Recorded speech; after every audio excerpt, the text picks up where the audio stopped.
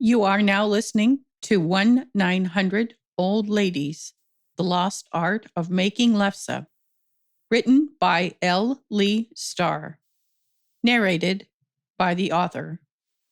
Post-production by Pinto Media. Chapter 5. Back in the day, we didn't have ice boxes, but now you just quarter them, cover them very tight, and stick them in the icebox for the morning. Sigrid Sivertsen. Ellen carefully covered her bowl of quartered potatoes with saran wrap and placed them on the top shelf of her old Frigidaire icebox. As she shut the door, the rotary phone hanging on her kitchen wall rang. She answered it. It was her sister Inga calling from California. Hello? Oh, hello, Inga. Why? What has happened? Ellen's initial look of concern transitioned to shock when Inga announced the dreadful news. Oh dear, how awful. Poor Margie has to be devastated. How tragic. My dear sister. Oh, I feel so terrible. As a matter of fact, I just spoke to John a couple days ago on the phone. Oh my goodness. Inga was Ellen's older sister and Margie's younger sister. She had moved to California with her third husband 5 years ago. Neither Ellen nor Margie really liked Inga because she was always an annoying tattletale when they were growing up. In addition, Inga had always claimed that Grandmother Sivertsen loved her more than all the other grandchildren combined. She often bragged about being the most loved, the most beautiful, most intelligent, and the best cook in the family. In reality, none of her brothers and sisters liked her because she was such a tattletale, a braggart, and a bore. A conversation with Inga always turned into a conversation about Inga, and, quite frankly, Inga was just not that interesting. Inga had 2 failed marriages before her current marriage. She claimed that she dumped her 2 former husbands because they were intellectually inferior. The rest of the family suspected that Inga was the one who was dumped because she always failed to acknowledge her own shortcomings. All of her brothers and sisters had secretly confided that it was just a matter of time before her current husband grew tired of her and dumped her just as the first 2 had done. Inga's childhood career as the family snitch blossomed into her adult career as the family's harbinger of doom. She perceived it as her job to keep in touch with all her brothers and sisters, who were now geographically scattered. She loved to call each of them periodically. Then she nosed her way into their private affairs and counseled them on the correct and proper way to deal with their current life situations. Even as a young girl, Margie loathed Inga, and Inga resented Margie. Ellie suspected that Inga was simply jealous of Margie's lack of abandon and her fruitful and happy marriage to John. Inga had recounted the details of John Carter's death, blaming Margie's insatiable sexual appetite for his demise.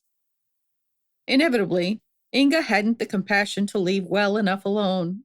She always preferred to pour salt in her rival's wounds. Today was no exception. Often, as she performed her duties as Margie called her, the angel of death, she related the news about the recently deceased as a judgment.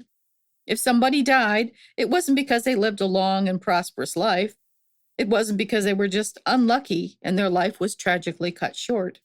It was because they smoked too many cigarettes, ate too much pork, were too careless, drank too much, or in John's case, didn't have the wherewithal to deny their spouse's insatiable sexual appetite.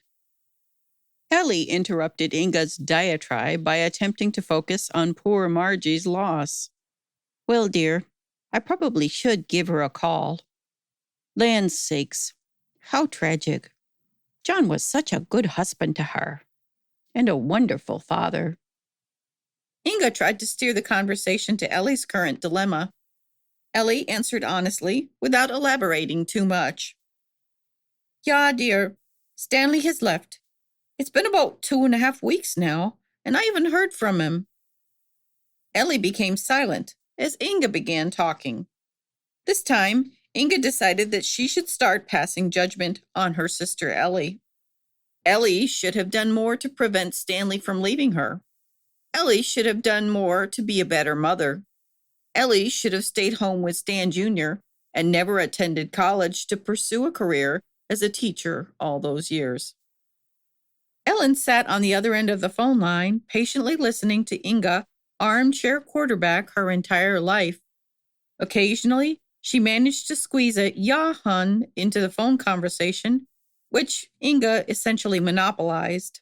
And as Ellie started to mentally tune Inga out, she almost forgot Inga's original reason for calling. Perhaps fortuitously, as Inga blathered on and Ellen snuggled the receiver under her ear daydreaming, the phone line went dead. "Hello, Inga? Are you there?" Ellie inquired. "Inga? I guess that we were disconnected." She rattled the receiver switch several times and tried to get a dial tone. Then it occurred to her. Stanley hadn't paid the phone bill, and now the phone had been shut off. Ellen Severson Peters stood at the checkout counter of Larson's Grocer and Drug, having walked 2 miles from her farm to town. Her old friend, Agnes Larson, stood behind the register, waiting to check Ellie out. She transferred several items from her basket onto the conveyor belt of the checkout line.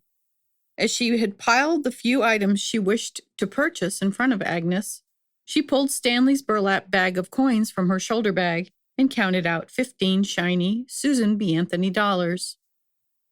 Agnes Larson was about 50 years old, slightly younger than Ellen. They had both lived in the town all their lives, but Ellen was 6 years ahead of Agnes in school. Ellen and Agnes often participated in church-sponsored bake sales and fundraisers. Agnes's son, Andrew, was in the same grade as Stanley Jr., so the two women were often involved in school-sponsored activities together. Also, Ellie taught 2 of Agnes's older children, Annie and Bob, when they attended school at Himmel Elementary. When Agnes grew up and married Bill Larson, she raised a family and helped Bill run the family grocery business. It was a very small store which carried a small stock of cupboard staples: milk, bread, sugar, potatoes, flour, pop in 2-liter bottles, and some survival items such as kerosene, Band-Aids, etc.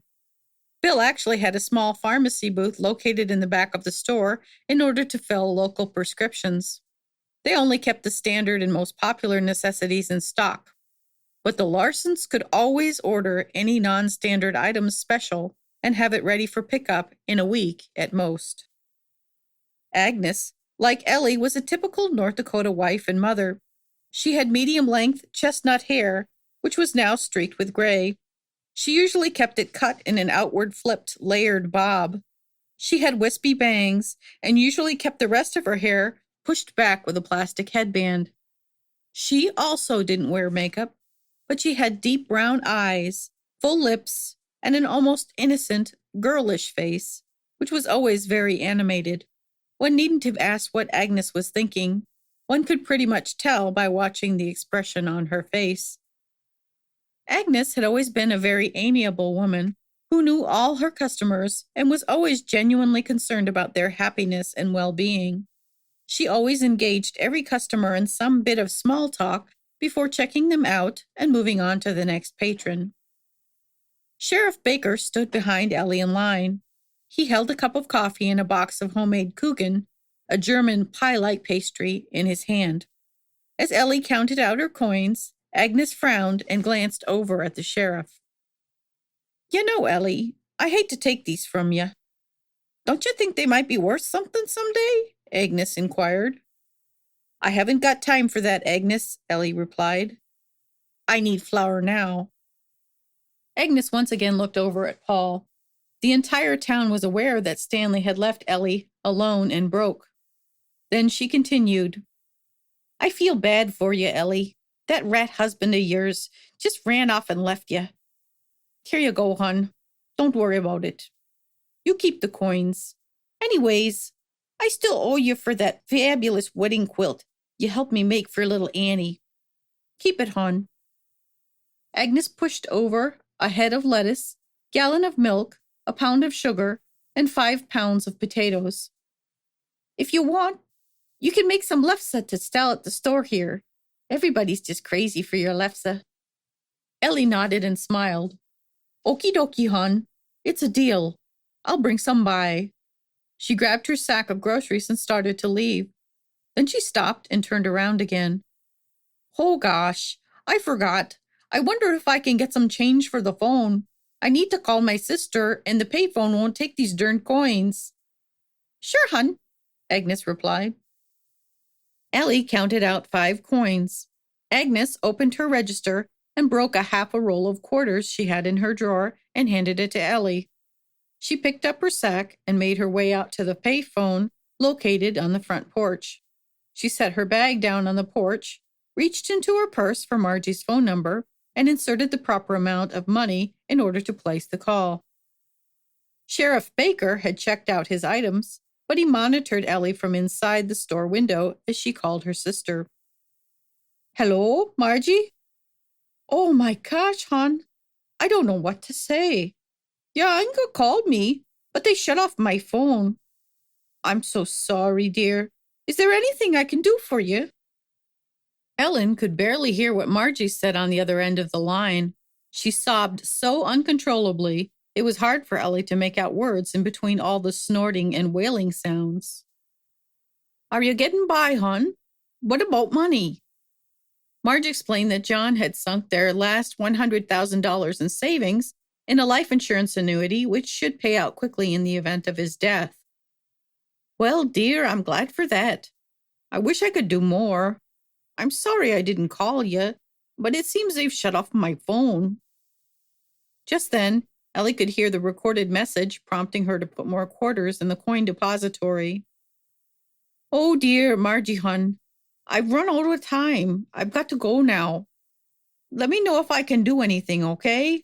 Love you, dear. She hung up the receiver. Then she pulled out Stanley Jr.'s phone number. She stood at the phone for a minute, trying to decide if she would make the call.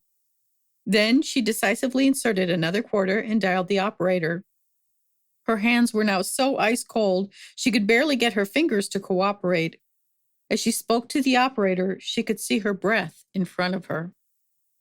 Hello, operator? I would like to make a collect call to 520-574-0462. Ellen Peters.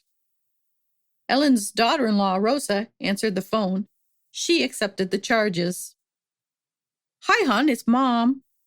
Oh, I got little Robert's picture. Isn't he just the sweetest thing? Oh, yeah, I know you must be proud. Thanks, hon. Yeah, he's the spitting image of his papa. What a sweetheart. Listen, hon, I just hate to call you collect, but I've run out of coins and they've shut off my phone. Is Stan Jr. around?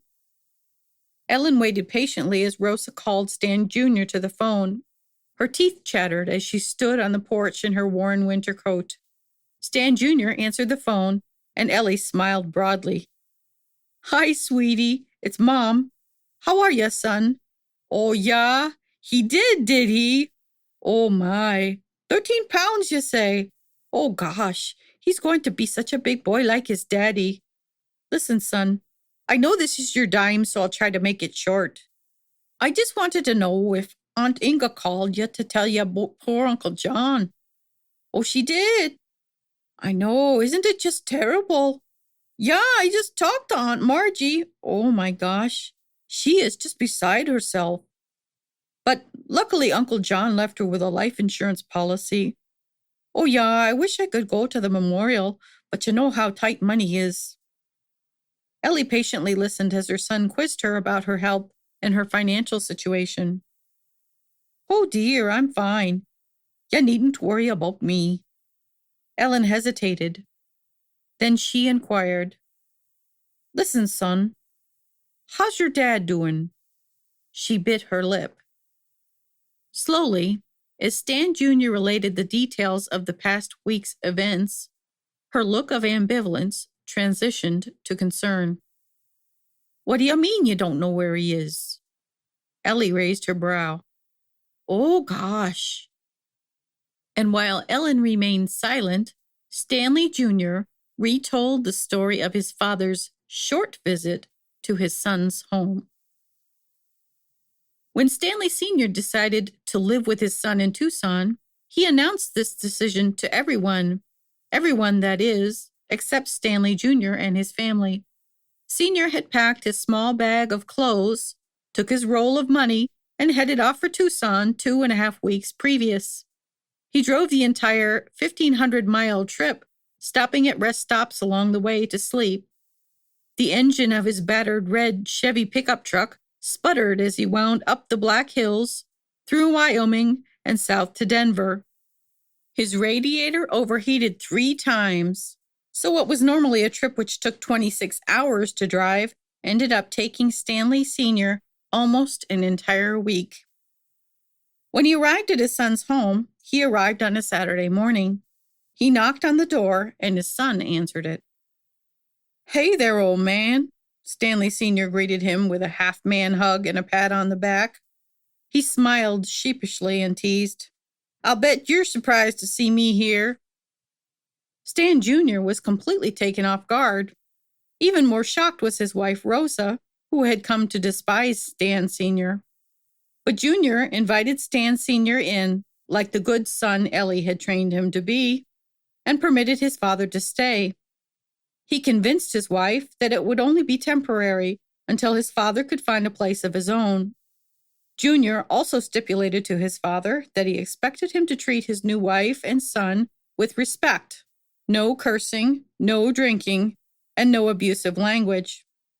As long as Sr. agreed to abide by these rules, he would be allowed to stay. For the first few days, Stan Sr. seemed to be a changed man and a charming guest in the household.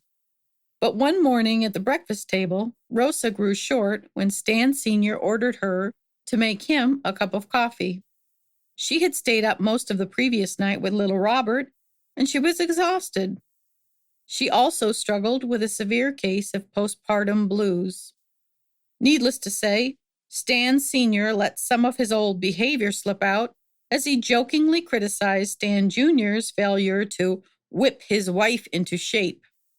According to Sr., Rosa was too impertinent, and she needed to learn to keep her opinions to herself and do as she was told. Surprisingly, Rosa didn't lose her cool, at least not in front of Stanley Jr. She left the room and went upstairs to take a long-deserved nap. Stanley Jr. instructed his father to tread lightly and departed for work. Rosa woke from her nap about mid-morning to the sounds of Stanley Sr. screaming at the television set. When she went downstairs to see what all the ruckus was about, she discovered a drunken Stanley Sr. reclining on the easy chair in front of the tube. There was an empty fifth of Jack Daniels tipped over on the floor. This was just too much for Rosa. In addition to the fact that her hormones had been raging, she had tolerated the company of this uninvited guest for her husband's sake. Despite the fact that Stanley Sr. had been on his best behavior in recent days, she knew all too well what kind of a man he really was. She had heard her husband retell countless times all the miserable details of his unhappy childhood. She was determined not to let her young family suffer any further abuse from this despicable man. Because he had, once again, made the choice to put liquor to his lips, he had pushed poor Rosa to the brink. "You're drunk, you slob." She kicked him in the shin, and he turned to her, surprised. "Yeah, I've had a little whiskey," he acknowledged. "A little?" She picked up the empty bottle. "This is a little?" Stanley Sr. nodded his head defiantly. "So what, you Mexican cunt? What are you going to do about it?" With that, an enraged Rosa Ramirez Peters picked up Stanley Sr.'s cane and used the tip to repeatedly poke him in his oversized gut. "Get up, you fat, lazy drunk. I want you out of this house now." She continued to poke Stanley in the stomach until he stood up out of the easy chair. Watch it, you bitch. You can't kick me out. Like hell I can't. Just watch me. I want you out of here before my husband gets back. I'm tired of your bullshit. You hijo de tu chingada madre. Now get out of my house. Rosa continued to poke Stanley Sr. in the rear end, scooting him out the front door while she cursed at him in Spanish. Finally, he opened the front door and she placed her foot on his bottom to push him out. Then she threw his cane out on the front step. And don't ever come back. Mierda, she cried. Then she slammed the door. The drunken Stanley Sr. mumbled obscenities at his disenchanted hostess as he stumbled to his truck. Screeching the tires, he sped off, swerving recklessly along the Arizona city streets until he was stopped by a police car. He was arrested for drunk driving, drunk and disorderly, and, of course, resisting arrest. His truck was impounded, and he spent the night in jail. Stan Jr. bailed him out the next day. When the Arizona Highway Patrol finally released Stanley Sr., his son met him in the front lobby of the jailhouse with his packed suitcase and what remained of his roll of $20 bills. You can't come back, Dad. Rosa doesn't want you around, and neither do I. I don't want you around my son. Now sober, Stanley Sr. feigned a bit of remorse and humility. But son, you're not just going to desert me. I have no place to stay and no truck. He looked almost pathetic as he tried to appeal to his son's sympathies. At least you have money. That's more than you left Mom. Stan Jr. turned to exit the jailhouse. Then he looked back at his father. Have a nice life, Dad. Then Stan Jr. walked out, leaving his father standing in the jailhouse. With nowhere to go and no means of transportation, Stanley dejectedly stood, holding his wad of rolled-up bills, his antique cane, and his small Samsonite suitcase. As Stanley Jr. related the details of what transpired the previous week, he explained to his mother that he had bailed his father out of jail 5 days ago. He had no idea where Stanley Sr. went, and he hadn't heard from him since. He theorized that his father could possibly have taken a bus back to North Dakota. It wasn't likely that he had bought or rented a car since his driver's license had been revoked. But driving with a suspended license had never prevented Stanley Sr. from driving before, and he had even been known to drive drunk with a suspended license more than once. Ellie's look of concern had finally graduated to one of absolute horror as she listened to the details of Stanley Sr.'s disastrous attempts to reunite with his son. But the real truth was not that she was horrified about Stanley Sr.'s unsuccessful attempts to settle in with his son's family. What terrified Ellen the most was the idea that Stan Sr. might be coming back home. Almost paralyzed with fear, Ellen slowly managed to hang up the phone receiver. Sheriff Baker stood several feet behind her on the cold porch, quietly sipping his coffee and snacking on his Coogan. He tried not to eavesdrop on her phone conversation, but as Ellie hung up the phone, Paul couldn't help but hear Stanley Jr.'s voice on the other end asking, "Mom, are you there? Mom?" Ellen stood for a moment, in a daze and shivering.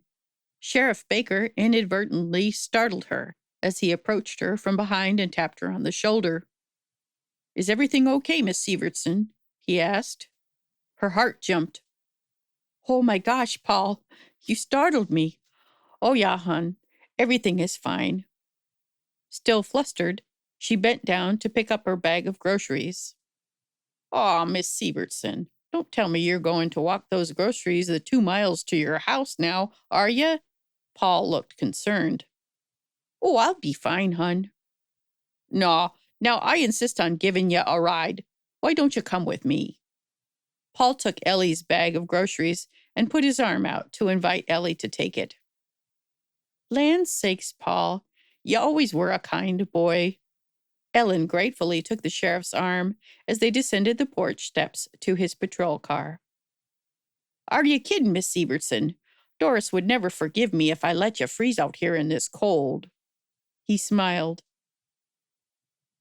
Paul Baker had been the Himmel County Sheriff for the last 8 years, having begun his career in law enforcement shortly after he graduated from high school.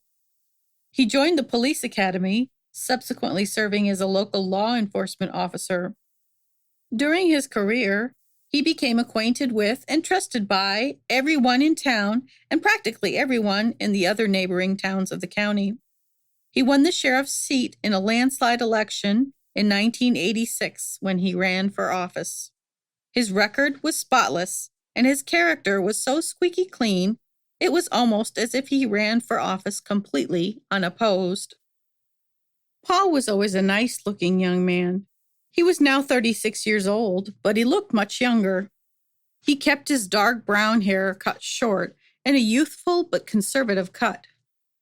Perhaps his apparent youthfulness lay in the fact that he smiled most of the time. He had a pleasing face and a broad smile and chin, but his green eyes also seemed to smile warmly, curving down at the edges to add a friendlier warmth to his already pleasant demeanor. People always felt at ease with the sheriff. It was this genuine smile which seemed to allay the doubts and fears of those dwelling in his county, and this smile, when combined with his unimpeachable character and good manners, helped win him votes for office time and again. Almost every woman voter who knew him, married or single, secretly had a crush on him, and every male voter trusted him. Paul Baker was a couple of years older than his wife, Doris. He had always been sincere and sensitive, and he sympathized with Doris's plight of having to grow up half Indian in a mostly white school. Paul found Doris intriguing, beautiful, intelligent, and a better conversationalist than some of his other female classmates. He and Doris were inseparable during recess and lunch. They sat together and simply talked about life. When plenty of other girls of more traditional family backgrounds expressed a romantic interest in him, Paul gently but politely declined their advances. Instead, he chose to pursue a romantic relationship with Doris during the latter part of elementary school and then officially during high school. Doris was Paul's childhood sweetheart and the only love of his life. Paul and Doris had 2 boys who were now a freshman and a sophomore in high school. Ellen often asked about the boys.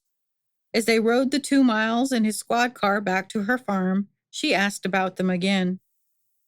"Oh, Mike and Johnny are doing great. They're on the football team and doing well in school." Paul was obviously proud. He reminded Ellen of his own father, who often beamed when Ellen discussed Paul's stellar performance in her classroom. "I figure Stanley left you without a car? Doris and I have missed you in church. Our bake sales aren't the same without you there." Paul glanced at Ellen with his charming smile. "Just let me know if you need a ride, Miss Sievertson. Doris and I will pick you up at any time." "You were always such a nice boy, Paul." "Thanks, hon." Sheriff Baker pulled his patrol car up to the front entrance of Ellen's farmhouse and shut off his car engine. "No, Miss Sievertson, allow me." He opened his door, wound around the front of the patrol car, and opened the car door for Ellen, grabbing her bag of groceries. "Oh, thanks, Paul, hon. I'm fine now. Go on home." Ellen patted his shoulder, taking the bag of groceries back from him. "I mean it, Miss Sievertson. Just give us a call." "Okie dokie, Paul, hon. Thanks again."